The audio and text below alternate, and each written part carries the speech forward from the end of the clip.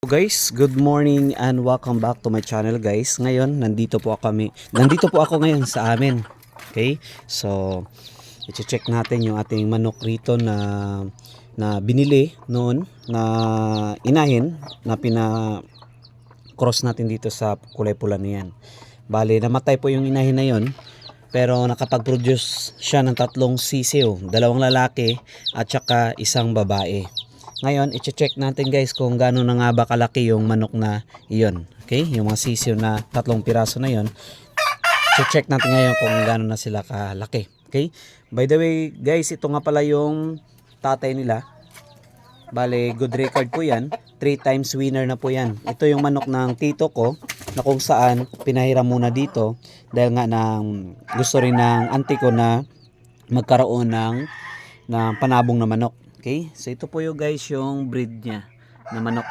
Hindi ko lang alam kung anong exact na tawag rito sa manok na ito, pero good standing po yan, naka 3 times winner na po yan. At lahat ng manok ng uncle ko mas marami po yung nanalo kaysa talo. Okay, so check natin guys dito, isa sa mga manok na produce nito o sisi o yung kanya, okay, yung anak niya. Ito nga pala yung isa sa mga na-produce niya. Okay. Yan po. So katulad po yung kulay sa kanyang ama. Yan, pula rin.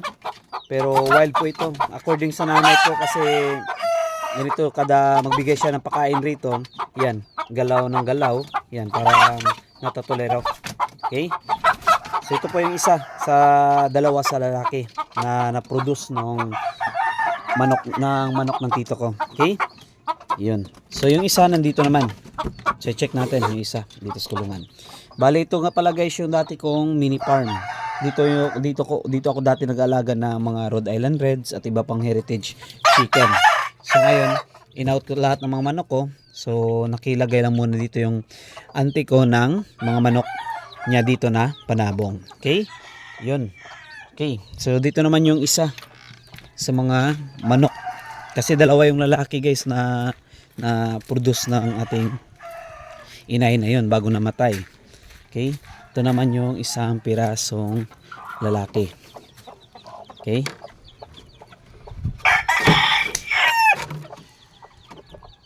So, ito guys yung 1 pirasong na produce ng lalaki na manok na nag-cross doon sa ating binili inahin. Yan.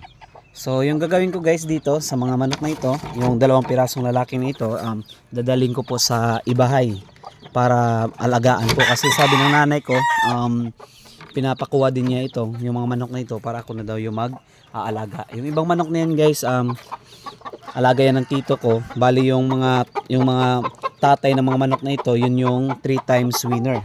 Okay? So yung gagawin ko dyan guys sa ating mga manok na yan, kukunin ko yan, tapos dadaling ko sa ibahay para doon ko na aalagaan, para mabigyan po sila ng bakuna at iba pang mga vitamina at enhancer para try natin guys na isabong kung mananalo ba or hindi. Okay? So yan guys, ating content sa ating vlog. At ano talaga yung finals, ano talaga yung tawag dito na breed, o ano talaga yung final na breed dito guys. Yan. Ganyan po yung kanyang tsura kasi na-post ko rin to dati. So iba-iba yung tawag nila. Okay? So yun lang muna guys yung ating content sa ating vlog. At dadalhin po natin yung mga manok rito na 2 lalaki na yun para doon na lang alagaan sa ating mini farm. Okay? And thank you guys for watching.